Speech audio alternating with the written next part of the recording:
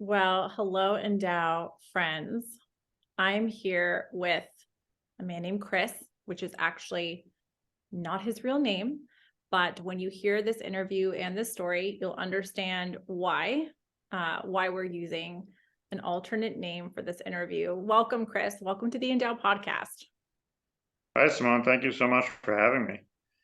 Thank you. As our listeners may or may not know, Endow is a Catholic women's apostolate dedicated to the recognition and cultivation of women's dignity, and especially of the feminine genius through small group community and studying church teachings, and particularly church documents, the writings of the saints, female doctors of the church, with a preference for John Paul II, who is a great advocate of women's dignity and the cultivation of the feminine genius.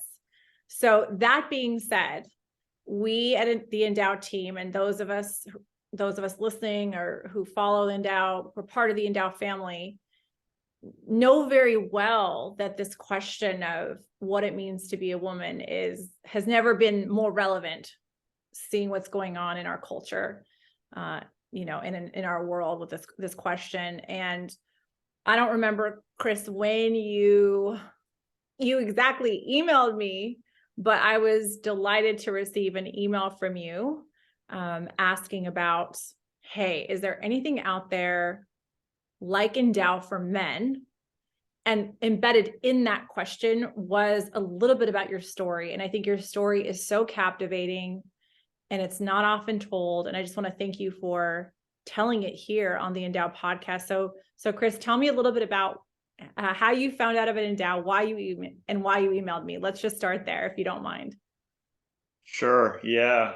Thank you for having me. It feels like a real honor to be able to tell this in kind of a public way.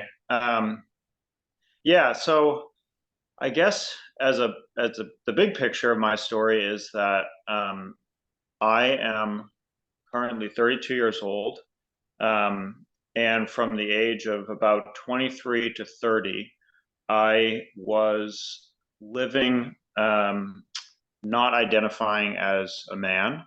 For about half of that, I identified as non-binary and used they, them pronouns. That might be familiar to some of your users or viewers, or it might be something totally strange. And then for the sort of second half of that, I started identifying as a woman and used feminine pronouns. And about 2 years ago, about 4 years ago, I was baptized and joined the church. I was still identifying as a woman at that time. I was baptized in a church that allowed me to be baptized in that condition. And but then I think through the graces of my baptism, I started asking questions about this whole identity I had, and then about 2 years ago, I returned to identifying as what I really am, which is a man. Yeah. Yeah, and I oh, go ahead. I'm so sorry to interrupt you because we have to have you off camera. I can't exactly see your facial expressions, so this you might be a little bit rough, but I just wanted to slow your story down a little bit because I think it's fascinating right off the bat that 23 was the age where that shift happened, just because 23 is the age which most Catholics leave the church by. Now, I know that we're going to get into the details of your story, but I do find it interesting that the age is right on target with when things really shift in life. And then for listeners who might not know what non-binary means, could you just briefly explain that? Sure. Yeah. So part of this whole part of the LGBT community, there are a number of people who identify as non-binary, and what that means is they are not part of the binary, which is the gender binary. So the idea that there are only men and women. So these people would say that they are neither of those things, or there's some combination between them, or they lie somewhere on a spectrum between man and woman. And how did you see yourself during the non-binary years, and how many years was that? That was probably about 4 years. And it kind of changed throughout it. I think that at first it was this feeling of like total rejection of the idea of gender roles. And so I identified with neither. I said I don't have a gender at all. But then as I lived in that life longer, I kind of changed my tack and started identifying as kind of a mixture of two, and then eventually I settled more on just identifying as a woman. So, and I think that this is something that is fairly common from my experience in that community, that people do change. I think especially people that are in that world of like non-binary, that are they're not what you might typically think of as like a Caitlyn Jenner type person that's like, she like identifies as a woman, and that's not going to change. I think there are a lot of people around that age, like late teens and early 20s, that are they're in a very kind of exploratory phase, and and they would describe it that way too. And I think in that community, gender is seen as something that's very fluid, and can be something that you do think about and intentionally change as it suits you over time. Right. And what I find interesting, Chris, I published an article for the Catholic Exchange recently on Endow being a remedy to gender confusion. Not so much because of the emphasis on like, here's what the church teaches on what it means to be a woman. Here's solid philosophy and theology, which is important and fundamental. And we were talking earlier about how you've been delving into theology of the body. I mean, this is how the church, through John Paul II, through Edith Stein, is absolutely a prophetic voice, right? Really up ahead of before the cultural crisis really reached its breaking point as it has. But I think the perspective of the experts in this social contagion, not that gender dysphoria isn't a real thing, but that what we're seeing now is more a social contagion than an actual gender dysphoria. That it has largely afflicted girls, but that the problem of it is it's a social contagion, meaning that there's a sense of belonging that's missing from the experience of young adults. And I would say, I think our country, America and the world is suffering from this problem of this epidemic of loneliness, so to speak. What was shocking to me is the number of prayer requests Endow got with the number of, just kids that are dealing with this issue. And so, I really wasn't expecting that. And I know we're going to get into your story about the problem of belonging and the importance of friendship, which is a key pillar of Endow. But before we do that, and I'm sorry to take this little detour, how did you find out about Endow, and why did you reach out to Endow? Sure. Yeah. So, it was, I think I probably, you can correct me if I'm misremembering, but I think I emailed you sometime in last summer. And I was at a point where, I had sort of, by the grace of God, been really just like healed from this experience. And I'd been living very comfortably and joyfully in my masculinity for about 2 years at that point. And ever since I was saved in this way, it's always been on the back of my mind, like, what can I do to help? Like, how can I I know that there's other men out there that are going through this, that are identifying as women or identifying as non-binary or whatever other different thing. And so I just started asking around through social media. It's just like different circles I was in, and is there a group in the Catholic Church that's evangelizing to the trans community? Because this is, I mean, it's such a dire need right now. And nobody could really point me anywhere. A lot of people recommended I look at Courage, which works, historically has worked just mostly with people that experience same-sex attraction. I think they might be starting to do some of this, but it really doesn't seem like there's a dedicated organization yet, at least that I know of. I think but one, what I've heard, like they're trying to catch up they're trying to, yeah. Yeah.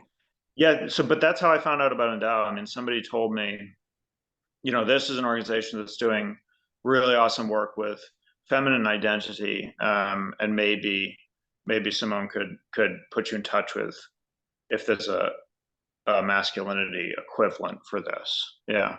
Yeah. I mean, I was absolutely delighted to get your well, firstly, because of the story of restoration and redemption. Your story was just such a glorious, email to get, and then getting to know you since that time. So, well, I guess let's get into your story. If you don't mind, let's go ahead and get there. Sure. Yeah, definitely. So I guess the bulk of the story kind of happens in college, but I'll just lay a little bit of foundation because it's important that I was raised in a household that both of my parents had been raised Catholic, but they had both left the church before I or my brother were born, and they grew up in a generation with a set of ideals that was very kind of anti-religious. They were and still are very spiritual people, and they tried to raise us with that sort of connection with God, but without the structure of religion, that it didn't really stick for my brother or I. And by the time I got to college, I very quickly, after entering college, decided that I was definitely an atheist. And I mean, like you said, this is a very typical thing. This is when people are leaving the church. You're in this kind of environment where, depending on the college you're at, this is definitely true for my college, there really weren't any Christians around. Certainly none of my professors were religious people. So you just kind of are in this bubble, and you get this idea that, well, gee, all these really smart people don't believe in God, so I guess he must not exist. And then, I mean, I went through college, and it was a pretty difficult time for me emotionally. I had trouble making friends. I was very lonely and depressed for most of my time through college. And the big kind of tipping point was right at the end of college. There was a Halloween party, and I dressed up as Dr. Frankenfurter from the Rocky Horror Picture Show. I don't know how many people are going to know that, but maybe don't look it up. it's a bit graphic, but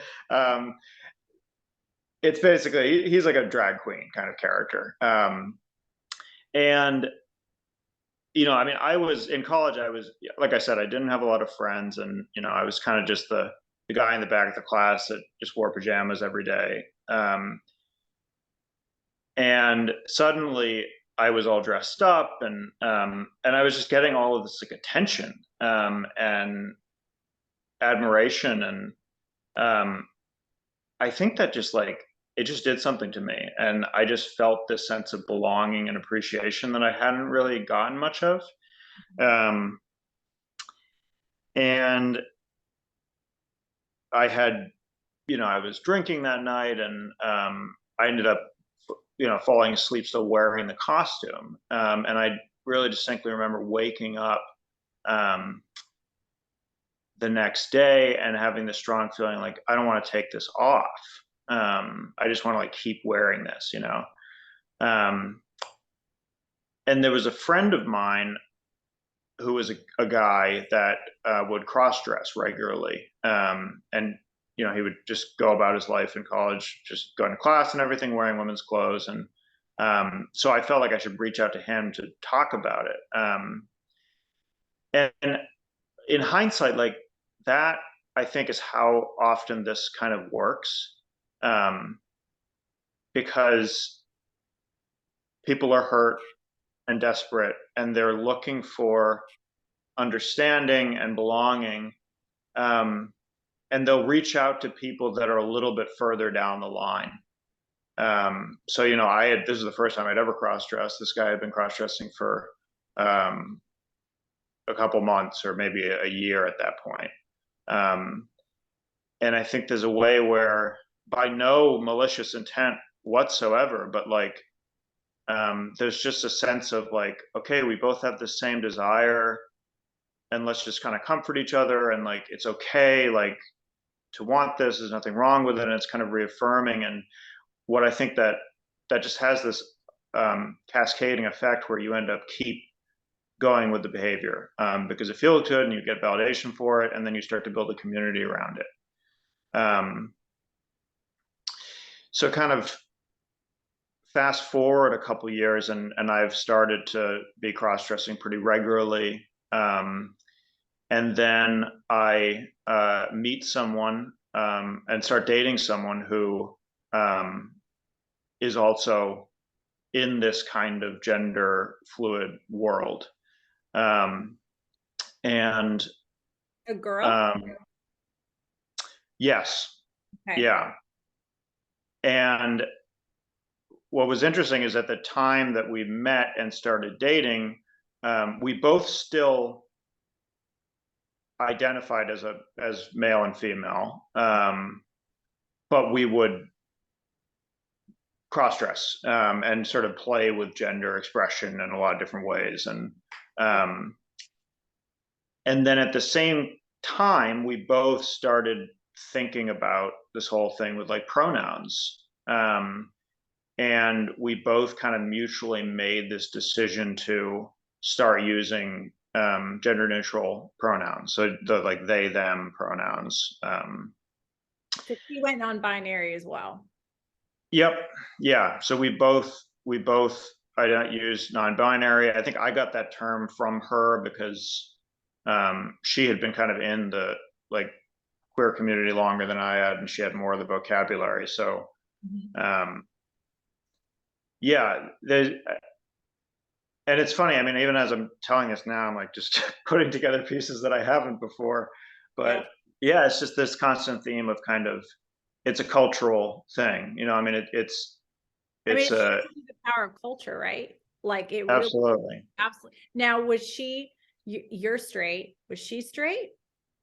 Was this, or was she struggling with, I mean, was she struggling with not just gender, but with same-sex attraction? I never knew her to have a sexual relationship with a woman, but I don't know that about her. I actually have I have had same-sex encounters throughout my time in this community, and that also, I would say, for me, was a sort of cultural and like social contagion thing. Right. I absolutely don't want to give the impression that that is even anywhere near the majority of people that experience same-sex attraction. I think that it's pretty well demonstrated that this is something that most people who experience it do experience it from a young age. And right, it's something real that's happening with those who legitimately struggle with same-sex attraction. But for you, it was you being pulled into the cultural influence, in my understanding. Exactly. Yeah. And I think that this is something that it's kind of a broad trend in the LGBT community, is that when I was, my experience with that community was that many people in it were sort of, if you just looked at them objectively, it was like, you're heterosexual. It would be like couples that were male and female, but it might be that the man identified as a woman, so they were a lesbian couple, or like they both identified as non-binary. So there's a lot of this where, like, both in the realm of sexual attraction and in the realm of gender identity, the LGBT community includes people that have had these longings from a very young age, but also people that kind of develop them in their teens or their 20s, and often through contact with people that are like delving into this world, right? Right. Chris, So I would see this happening, and I would there were people I knew that were sort of in the community that it would be a male that identified as a man, but just sort of dressed flamboyantly, painted his nails, and then I come back 2 years later, and now that person is using they them pronouns. right. So there's a way that kind of the longer you stay in it, there's a bit of an encouragement to kind of keep going. And again, I really want to emphasize, like, none of this is sort of malicious or intentional, I don't think. But there's this kind of like feedback loop of affirmation, where you just keep getting deeper and deeper. And once I changed from being non-binary to identifying as a trans woman, then I started having trans women friends who had started taking like the hormone pills, or had gone so far as have surgeries. And almost every single trans woman friend I had encouraged me to start taking hormones, like just to try it. And I think that, again, it's this like, there's a way that if other people are doing it, it makes you feel more legitimate that you're doing it, right? Yeah. And then, of course, But you never it's did. just very. But you never did. Did you ever? No, I didn't. Praise God. Praise God. Yeah, no, I always had a really strong just sort of discomfort and sense of um like I've always had a lot of aversion to just anything that's sort of like unnatural, Yeah. or like making kind of like permanent changes to the body, even like tattoos. Like I could never get a tattoo. I don't think there's anything wrong with tattoos, but like there's just something about it kind of rubs you the wrong way. I like to eat organic food and that kind of thing. So it's that kind of like Yes. naturalness inclination that I think really helped. And I think that, I think God used that to protect me. I mean, I did. Yeah, he definitely did, because grace builds on nature. So even your natural inclination to the natural, even strangely, is an odd grace, doing all these unnatural things for all these years, God was still like kind of operating there. I'm sorry to interrupt you, Chris, but I think it's kind of just fascinating. Yeah, absolutely. And I mean, I did consider it though. I mean, I really, I thought about it. I researched it heavily. Thankfully, I was able to find accurate sources that made it clear that there are irreversible changes even from just doing the hormones, which a lot of people will tell you is, that's not what you hear like on the street. When your friends are encouraging you to like just try it, you'll often hear like, just try it for like a month, see if it makes you feel better, and like you can just stop and it won't change anything. But if anyone's in that situation, just remember your friends aren't doctors. Right. And just that this is a permanent change to your body. And I think especially, I know much less about the side for women taking male hormones, but I do think that that's even a greater risk, because then you get into risks of infertility. Yeah. Yeah, I mean, talk about the demonic there, like really attached to nature, life, your capacity to conceive, because for the women who then, move past this, then they may have harmed their bodies permanently forever. And that's just horrifying to think about what's happening, especially to women. Well, I think especially to everybody, but just who's struggling with this.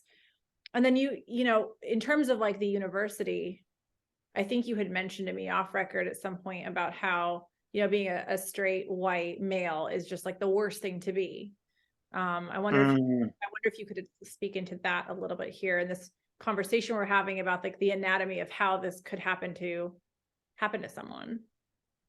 Sure. Yeah. Yeah. I think that is, that was definitely part of it. I think that it was at college that I, was sort of, indoctrinated into the kind of, social justice, way of thinking, very like identity based, kind of black and white thinking of these groups are privileged, these groups are oppressed, and being a straight white male, you sort of line up with all the privileged groups, and you're just kind of the bad guy. I think what's interesting about that, and what a lot of people don't realize, is I think that there's a perception that this is like coming from the professors. And I think there is truth to that. And absolutely there's a big problem with, political, lack of political diversity in universities. There's numerous universities in this country that don't have a single Republican professor on staff. When I was in But college, there was 2 out of 108. wow, that's a lot. Yeah. Um, Yeah. but I guess what I want to emphasize is I think that the professors play less of a role. My experience, at least, I was an RA in college, a resident assistant. If people don't know that term, basically we kind of go around the dorms and make sure people aren't smoking pot and stuff like that, and put on events for the community. But part of the RA training, which we had to do, it was like, this kind of sleepaway thing, multi-day training, and it would be all of this like social justice stuff. And that was really where I learned all that stuff. I think I could have gone to college and encountered it, but not been sort of felt that I had to agree with it for my job, And I think that that's often where these ideologies are creeping in. It's not necessarily from faculties, but it's these sort of like, it's in the administration and the staff side of colleges. So like I actually work at a university right now, and I've just been shocked by how much power the LGBT, there's like an office for LGBT people that has professional staff, and just the sort of sway that they have, and the huge amount of visibility, and just the disproportionate amount of power they have with how much they get to say and speak to the entire college, and like mandated trainings for all students and staff from them. Right. Wow. So I think when I think about your story, trying to like, piece through like how could this happen? It seems to me that it's this mix of an atheistic worldview, right? You're not coming from a quote unquote Christian home where at least the idea, if not the experience of, you're an unconditionally loved by God, beloved son, and you're part of his family, and you're part of his family forever. And you're affirmed by God the Father. No parents are perfect. Even parents who love their kids fall short. That's just in varying levels, everybody's experience, but at least there is in a Christian psyche and God willing experience of the church, that yes, you belong and you're affirmed and you're loved and God has a plan and you're an unrepeatable, unique being with a call and a mission, right? So there's that going on. And then as an atheist, that's not happening. And then Right. the lack of friendship, the lack of the loneliness, the depression, mental illness, the lack of belonging. I mean, I think, just speaking for my own sake personally, in the last few years with the COVID isolation and not having a tight knit group of friends, for sure, I have personally suffered from that. And I think so many of us have, and will continue to kind of untangle ourselves from the way that what COVID quarantine and isolation to extreme lengths has caused us. So, but if this is your experience you know, in university, especially at that like very crucial time when friends are so important. So it's like not having church family, not having a natural community. And then you put this costume on Halloween. Who knows what kind of demons are flying around trying to get kids to do weird things. There's always the demonic element and everything. But then you put this costume on and you're receiving all this love and affirmation. Well, no wonder you don't want to take it off. If the costume is a condition for not just the affirmation, but for the belonging, well, if, like you said, it's certainly not malicious. It's a basic fundamental human need, right?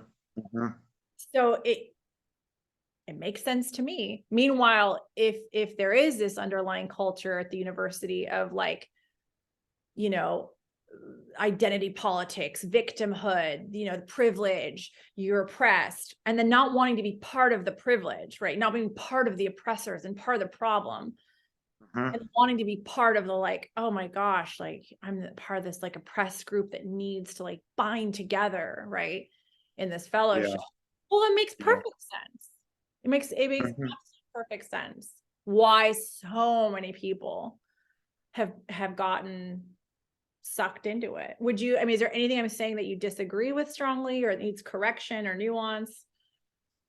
No, that's you've got it. I mean, I think that that victim piece is really important, especially. I think that and it's almost ironic because it's always kind of part of American culture. You know, we like to think of ourselves as the underdog, right? You know, back all the way back to the revolution, like Yeah. and it's just some weird descendant of that. But Yeah. yeah, like all our stories are about the underdog, and we just we hate to be the one in power and acknowledge that. And I think there's something about the LGBT community where they have this ontology that's like, you are what you say you are. Well, that gives you a lot of power, and it's like, oh, so I don't have to be a man anymore. You know, I mean, that's appealing. Or you know, from a woman's perspective, I mean, she's not giving up this sort of guilt of privilege, but she might be giving up, you know, this hatred for her own femininity because of some kind of abuse she's experienced, or Yeah. um, Yeah. Oh, yeah, it could be anything. I mean, we can have any reason to want to run away from the truth and who we are. right. Exactly. And just to add in salvation history, you know, we are born with the wound of original sin. So we're already born kind of turned away from God, not feeling belonging, afraid to approach him.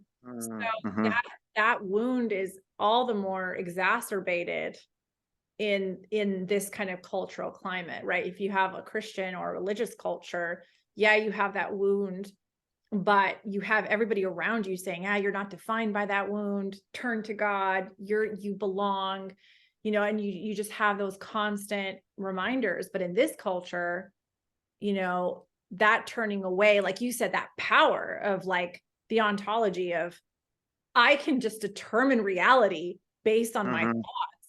I mean, if Yeah. that's not characteristic of this culture, I don't know what is. So before we get into the redemption part of the story, which is so lovely and completely weird and Holy Spirit like, which is, I think, goes hand in hand with the Holy Spirit, what was your family's reaction to this? Oh yeah, yeah. I mean, they were they were uncomfortable with it at first. I remember visiting them with the um, the partner I had at the time, who also identified as non-binary. So that person was there with me, and I kind of came out to them and said, like, I'm not a man, and my dad was very uh, confused, and like, well, I've seen you naked, so I don't know. um, Yeah. but and it was a very hard and Your hurtful dad, conversation. sorry to interrupt you, Chris. Was your dad an atheist? No, neither of my parents are atheists. You know, they were both raised Catholic. They grew up in the 60s and 70s, and I think we're both kind of um, in one way or another got onto the sort of like spiritual, not religious category.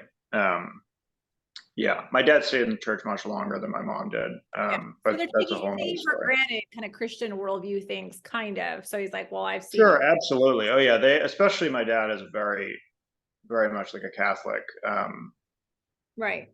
type of spirituality, but he doesn't really participate in the church. Yeah. Um, Sorry. yeah, I just wanted to clarify. yeah, no, it's important. It's important context. Yeah, So so I think they were struggling with it at first, but I mean, they just wanted to support me, and I mean, I was incredibly adamant and arrogant about this, and I don't know how much option I really left them to disagree. I mean, it's basically like, if you love me, you will accept this, and you will like use these pronouns, and use this new name for me, and stuff like that. Um, but eventually they got on board, and I mean, they're both very, very liberal, and so especially as like the Democratic Party started to really latch on to the LGBT movement, I think that kind of helped them reconcile it, and I think there was even kind of a bit of a like point of pride for them, like, I have a trans daughter, and this is, like, I'm progressive and accepting and loving, and um, right. yeah, I think they did their best, and I don't really know how much room I left them to change my mind. Um, and I think without an alternative anthropology, they couldn't really Right. they didn't really have much to offer as an alternative, right? I mean, it was just like If they had been theology of the body reading type parents, they maybe that right. could have at least been a shot. Not that you can really Yeah, persuade. It's not like you could just, if only we could just put theology in front of people and say, here, but there has to be an encounter with the person, with the Trinity, with the triune God. But it's definitely fundamental. So I want to skip to how do they, because you're this practicing Catholic back into your body, that kind of thing. So I want to ask how they reacted to that. But first we have to get to the redemptive part of the story. So if you don't mind sure. telling that part. Yeah, absolutely. So I um I was invited to go to mass by a good friend of mine that I knew through work. And that's an important detail. I started working in kind of uh, just working with the land. I won't go into more detail with that because I don't want to expose too many details about my life. But I think it's important to say that I started doing work that involved physical labor and involved working with land, um, and I think that was a big piece. So I met this male friend um, through that work, who was Catholic, and he invited me to go to mass. And I really liked this guy, so I went with him, and I mean, I just loved it. I went to from the first time I went to mass to the Easter that I was baptized, I went every Sunday. And it was never like, oh, I guess I should go again. It was like, best day of my week. Because it was finally this community that I was looking for, you Yeah. know? Yep. And thank God that it was such a vibrant church. I mean, and sadly, there are a lot of churches nowadays that are, very low attendance, and especially don't have a lot of young people. But this was, a packed church, really strong young adult group there, and yeah, and also very progressive and sort of left leaning church. So it was what I needed at that time. And I don't know if I would have joined the church at a church that was more orthodox, Right. If you had because of yeah, if you had taken because of my state of life, and because of my kind of political beliefs as well. There was a way that I was kind of drawn in because the preaching was lining up with my left wing beliefs. But then I started to be less and less attracted to politics and more attracted to liturgy, and just the teaching of the faith, and experience studying scripture, and praying with people. because this friend Yeah. very progressive, and I mean, right, like this meaning if this friend of yours wasn't progressive or wasn't taking you to a traditional Latin mass necessarily, like you wouldn't have maybe been open to it. Am I hearing you right with all of that? Yeah, probably not. Yeah. Um, Which is, I think, very hard for Orthodox Catholics to kind of grapple with the mystery of how the Holy Spirit can use quote unquote wrong things, to write straight with oh yes, minds, right? I mean, absolutely, absolutely. Yeah, it is. It's funny because now um, I started going to. I moved at the beginning of this year, and or I guess beginning of last year. It's 2023 now. But And when I moved, I started going to a Latin mass, mostly because I had heard the community there was really strong. For me, it's always about the body of Christ. It's about being with other believers, especially as a convert. That just really bolsters my strength to be surrounded by people who believe, because I've had this entire life where I didn't even know Christians. Like, it was like everyone around me was an atheist. mhm. But and I love my community now. But it's polar opposite with this super progressive church.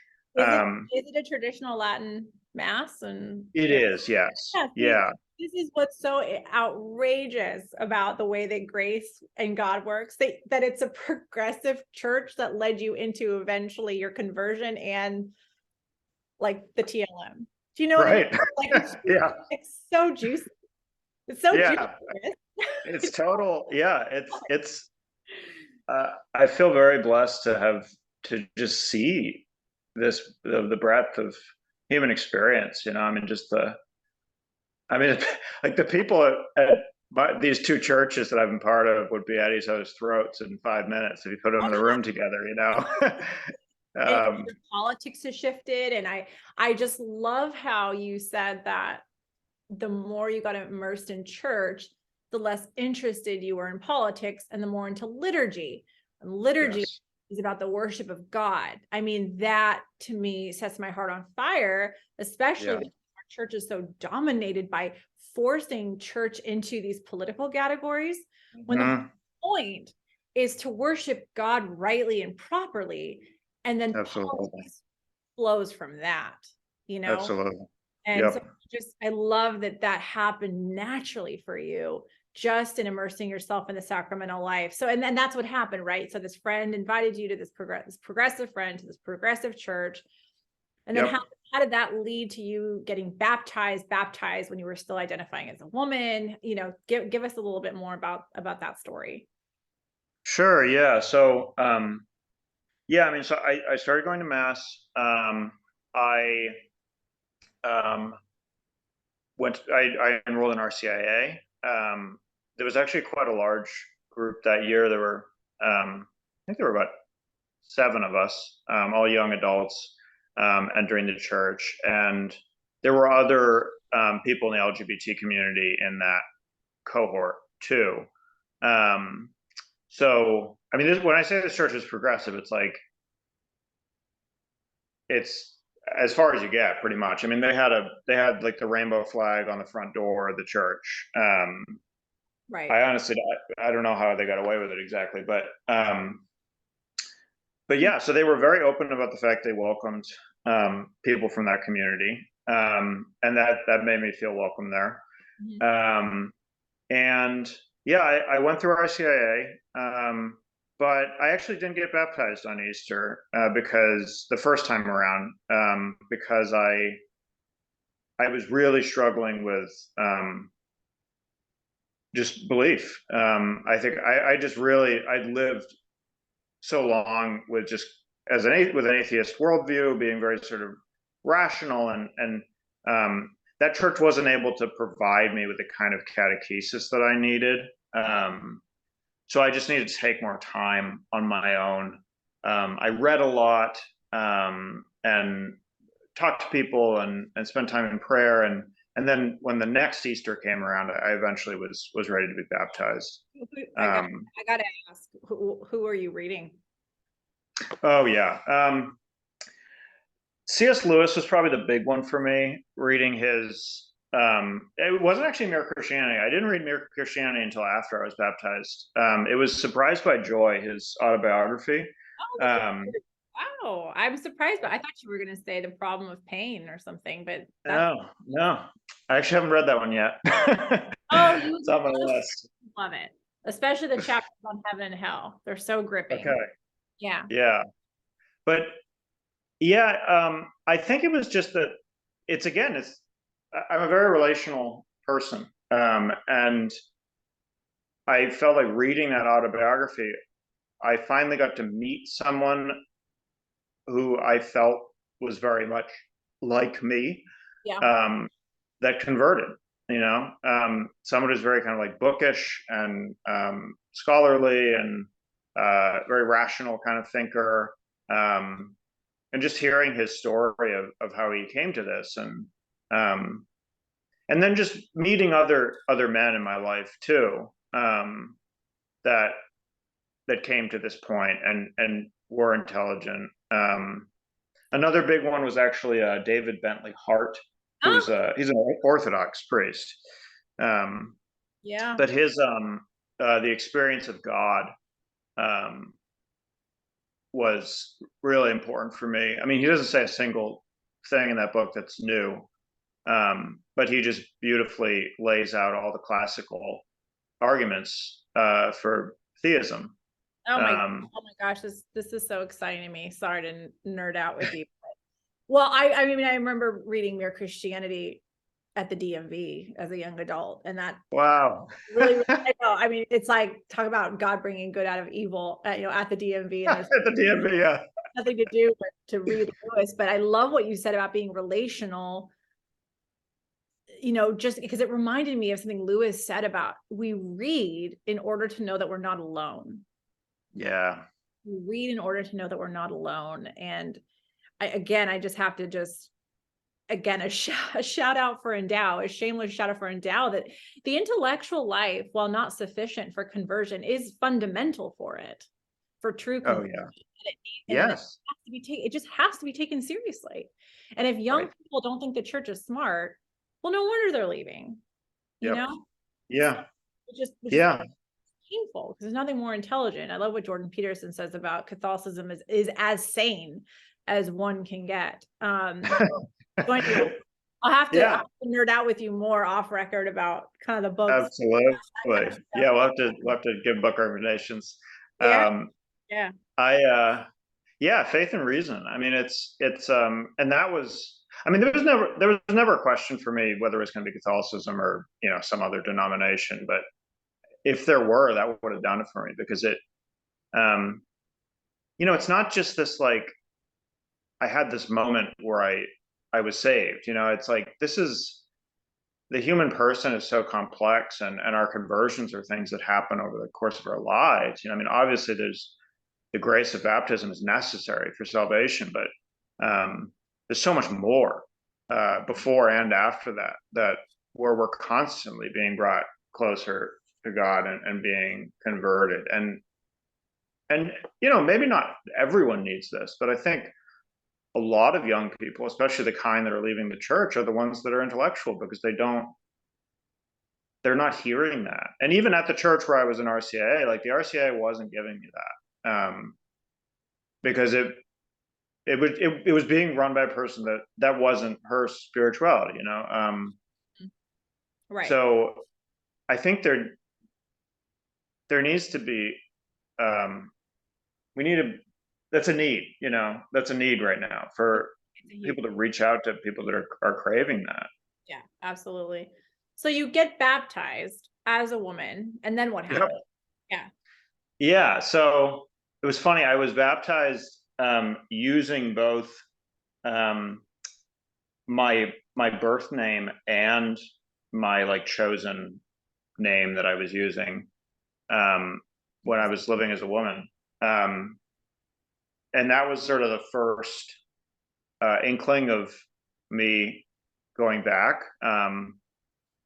I started to view my trans identity in a way that was a bit unconventional, and that it's common in the trans community that people talk about like your dead name, which is like the name, your given name, the name you were given at birth, and it'll be referred to as the dead name because like that. Talk about an inversion of the culture of life. Sure. Yeah. Right. So it's like that's that person is dead. I'm not that person anymore. Right.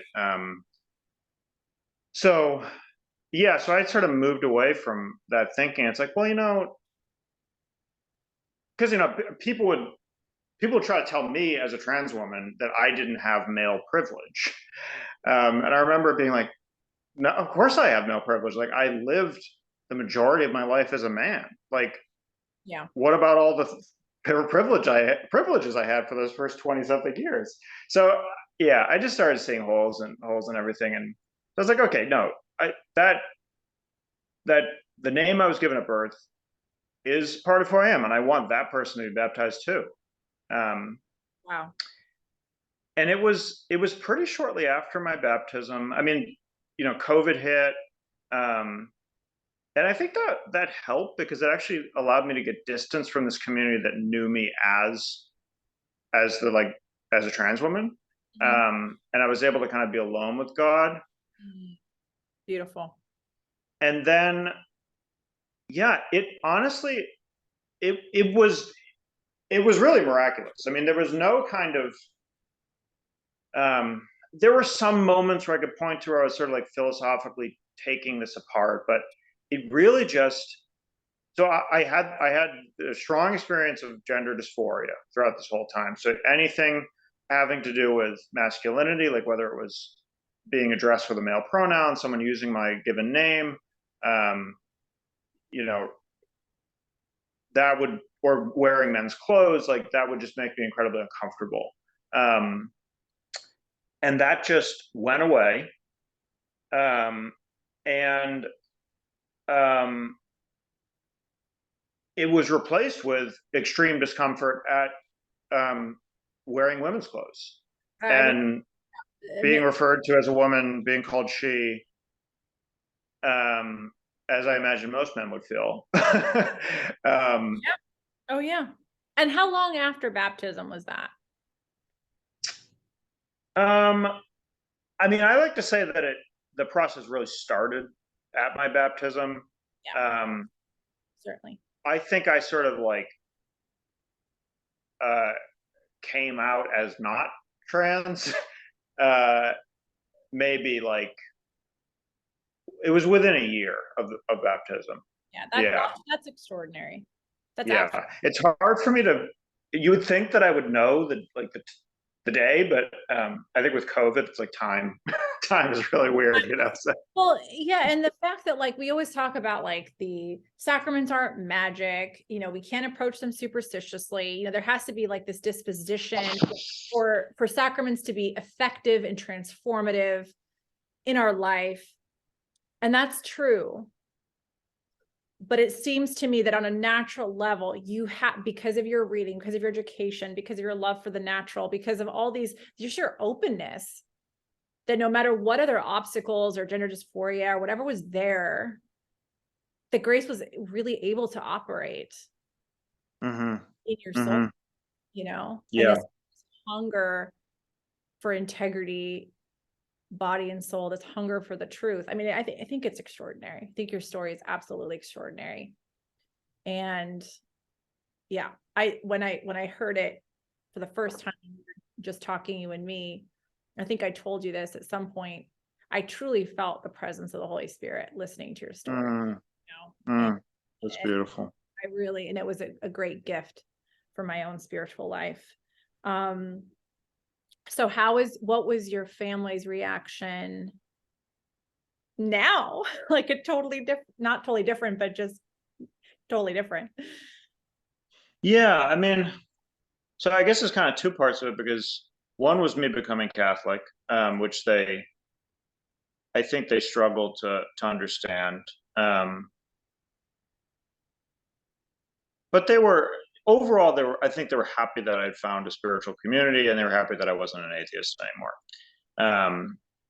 I think that as I was going through my conversion experience in RCA, I think they were both kind of crossing their fingers, and like, maybe this is just like a step towards uh, being like spiritual, not religious. That's Because fun.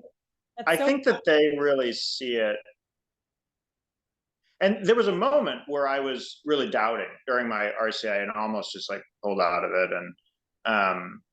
And I remember my dad saying to me, like, like, I had to be raised in the church to come to the point where I could have my own one-on-one relationship with God. And I think that this experience for you was that in like microcosm. So like you've had your experience with religion, but you're able to move on now. And I think that's really how they see it, that organized religion is something, it's kind of like training wheels, or like some people need it, but having a one-on-one personal relationship is better. It's better not the structure, that Yeah, whole and thing, right? sorry to interrupt you again, Chris. It's unfortunate because their experience, their ecclesial experience, is one that was left wanting. They Oh lived yeah. in a time where catechesis, as we largely are, wretched. They didn't have that personal relationship with Jesus Christ, Yep. understanding come from the Catholic Church. So that makes total sense to me, that for them, seeing you kind of go Right. through this, they're like, oh, well, he'll grow out of this religious piety thing, and then he'll come back to like, great, I got, me and God time, which again, that's not malicious. That's actually willing something very beautiful for you. But the Yep. truth is that there's nothing more personal than receiving the Eucharist in the context of a liturgical life, but that wasn't very well marketed or translated in the church. So you can't blame them, right? Absolutely not. Yeah. Yeah. Um, yeah. And then I think in terms of the gender part of it, my mom is funny. She was like, I never believed it.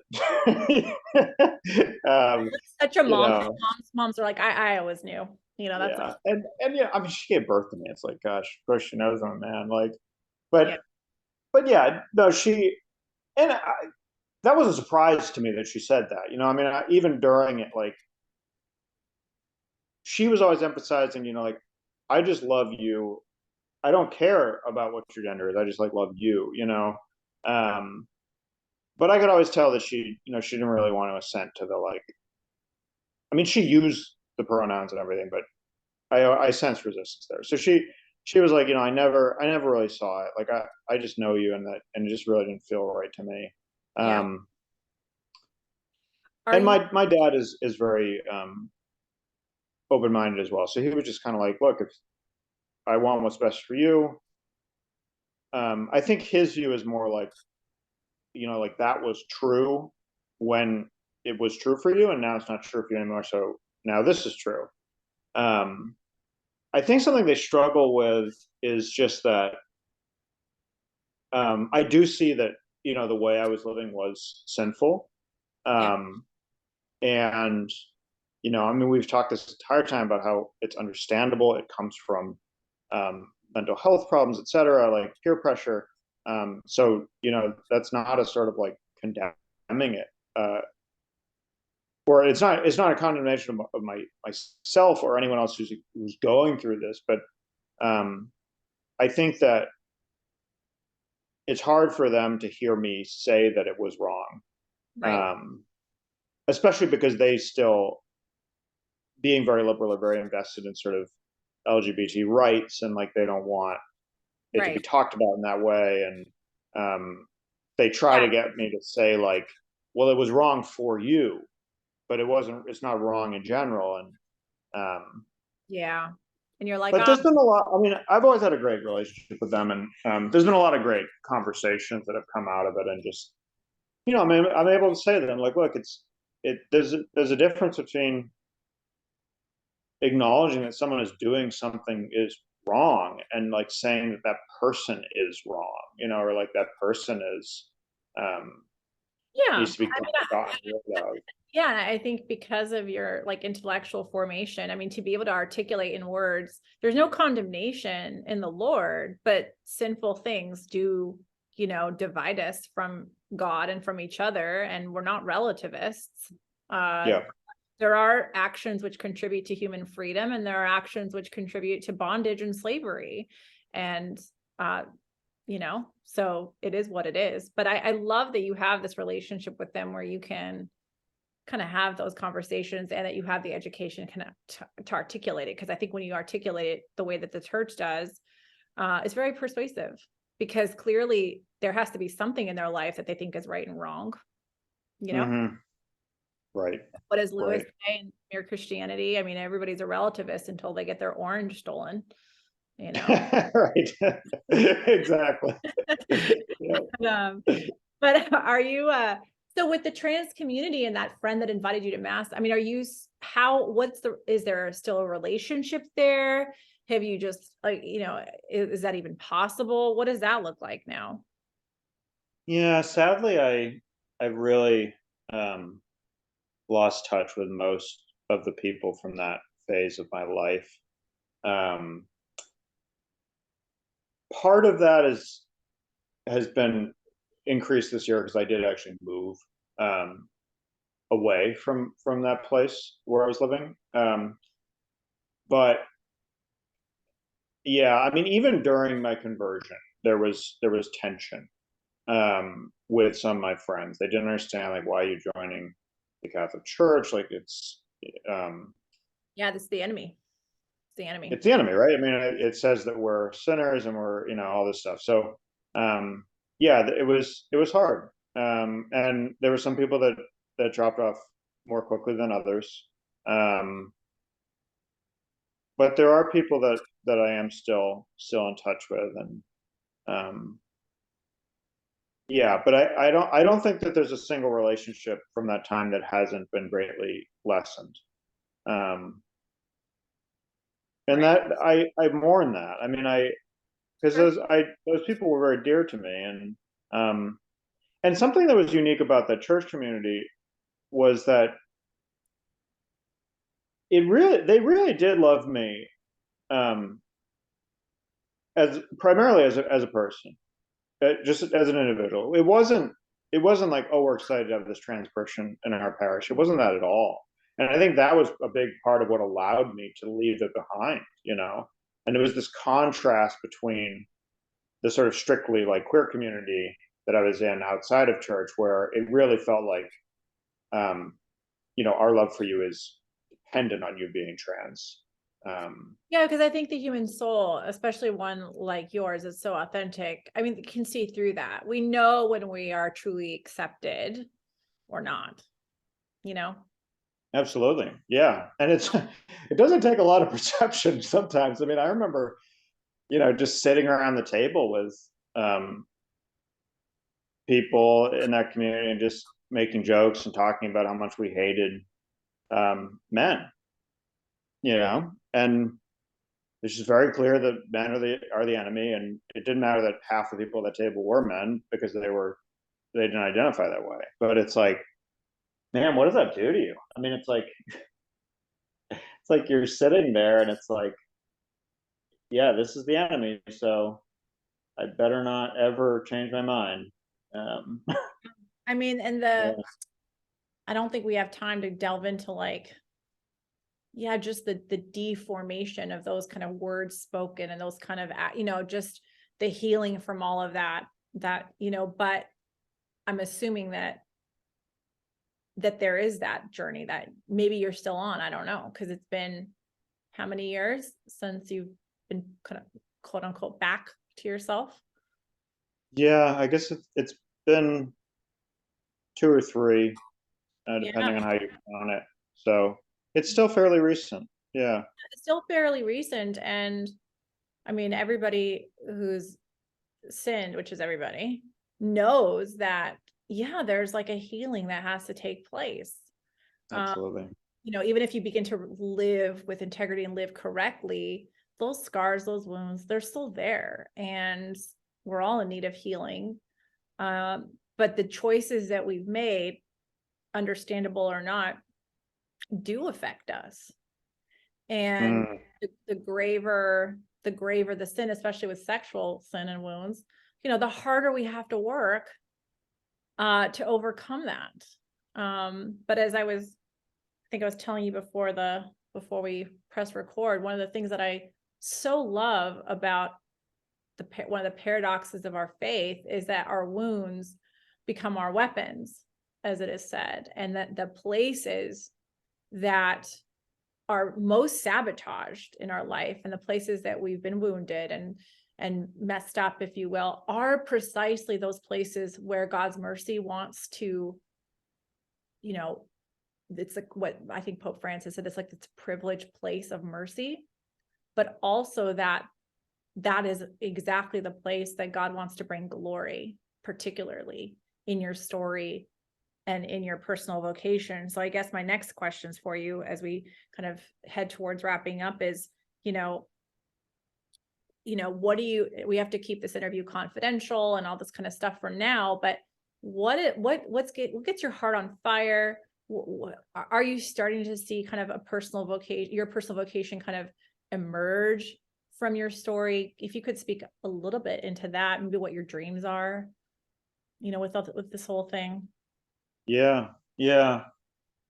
I mean, I guess so. This is new for me. I mean, I've been back. I think that's the word we're using for 2 or 3 years. But it's only this year where I've started really considering, like, okay, how do I get back to the Lord and Mhm. and thank Him for what He's done for me? For this And it's a really, tremendous grace, tremendous, absolutely yeah, tremendous. Yeah. oh yeah, and it's a hard question because there's obviously this fear of, like, just speaking about this publicly. Sure. I mean, I think it's not unreasonable to think that I could lose my job. Um, if I start speaking publicly about this, I'd be labeled a transphobe and all this sort of stuff. Right. Um, so yeah, I mean, but I do think that at least at this stage, and why I'm so grateful that you've given me this opportunity to share my story, is that I think that you're starting to get more and more stories, like people coming out just giving testimony of detransition, and whether it's through salvation or just like on their own, just getting out of it. And I think just those stories are so crucial, and we cannot hear enough of them. I mean, when I first left the trans community, I was very cautious about telling people about it because I was worried about the safety of people that were still in the community. And I do still worry about that. I mean, like, there's this sort of fear, like, well, if I tell my story, then people are going to think that, you know, everyone is just faking it. And, but, but I don't think that that is a legitimate fear because the point is, and the story that people tell when you hear these detransition stories is that this is real pain, you Yeah. know. I remember one of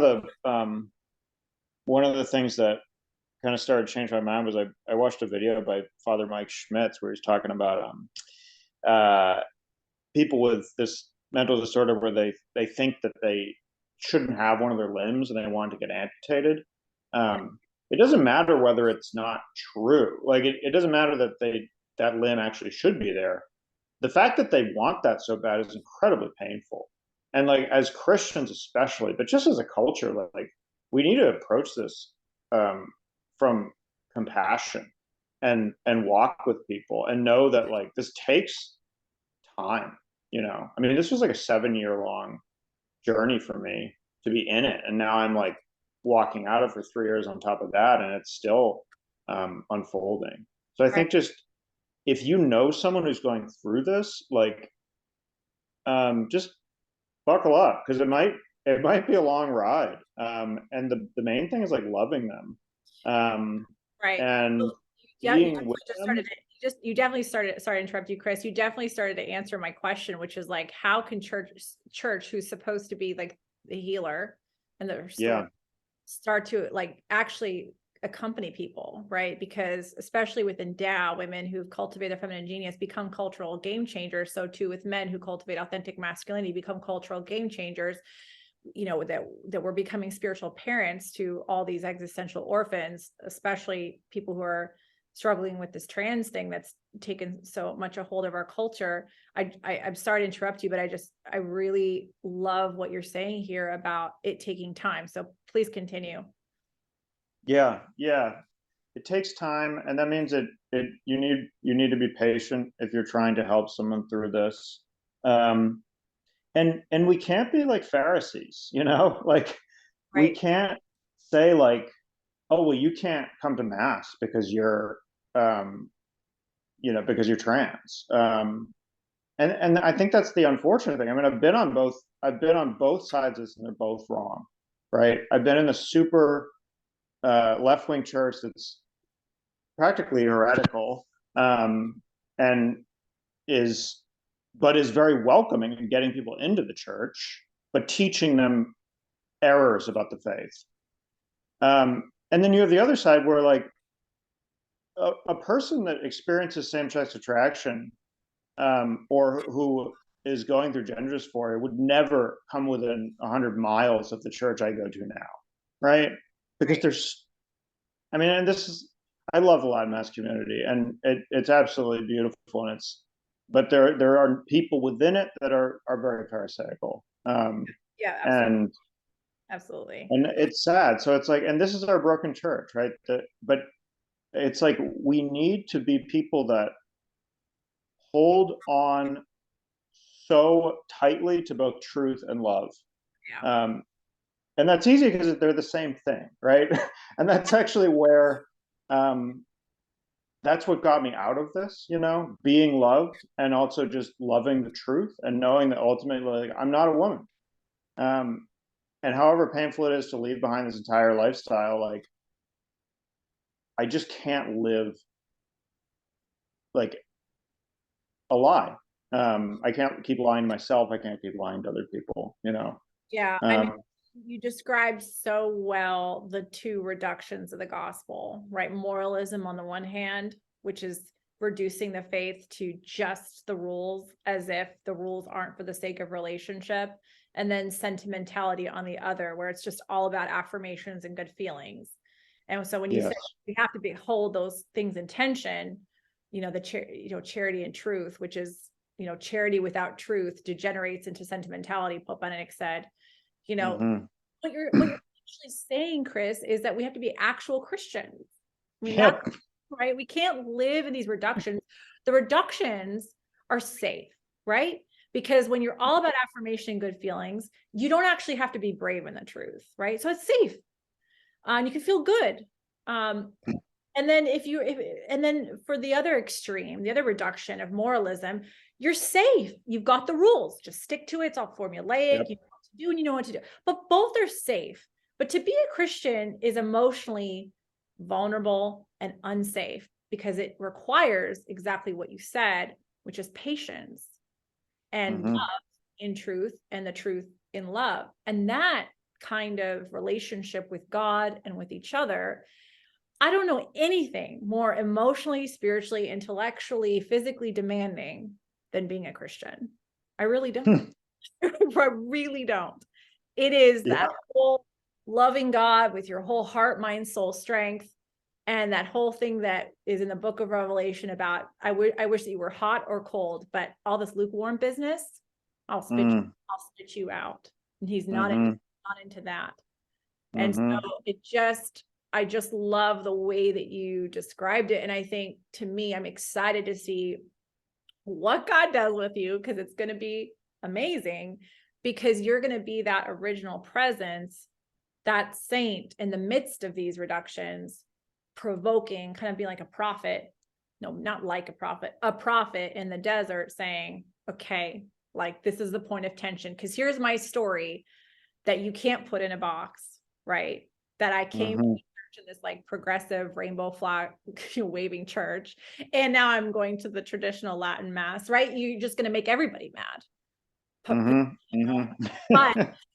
But that's actually where like truth is in that paradox of that tension. So anyways, I'm so grateful to you for sharing your story, for letting God use you in this way. I don't know what the rest of your life and story will be. I know you're just kind of at the beginnings of it. But are there anything else that you really want men, women, and Endow community, church, anything that you want to share before we say goodbye? Yeah, I guess the only other thing I'll say is, I think what I said earlier was aimed at people that, if you know someone who's going through this, and I guess maybe a word towards people that are experiencing this, especially men. I would just encourage you to tell your story. If you're at a point where you're trying to move past that lifestyle, to just tell your story, because like I said, we need as many of these stories we can get, just to get a full picture of like, what is this that's happening right now? Because I think we really don't know. We don't really know exactly what's happening. Like, why all of a sudden is everybody confused about gender? Let's hear more voices rather than the sort of dogma that comes from the elite end of the LGBT community, right? Let's get some diversity and variation in what we're hearing. And the other thing is just like, I think that everyone's experience with this is going to be different. And I don't at all want to give the impression like, if you get baptized, you will no longer experience gender dysphoria. That is a grace that God gave me, but there are other things that I struggle with in the realm of gender and sexuality, which I haven't brought up here, and God hasn't taken those away, and those are my temptations to carry, And I mean, I always think about Paul, how he has this thorn, right, that the Lord won't take away, right? So your encounter with Christ is not going to be like mine necessarily, but there will absolutely, I can guarantee you that he loves you, and that there will be so much healing and so much joy. And even in that struggle against temptation, however long that lasts, there's just so much beauty and glory in that.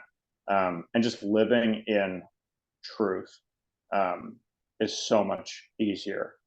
I like what Mark Twain says, if you never tell a lie, you don't ever have to remember anything.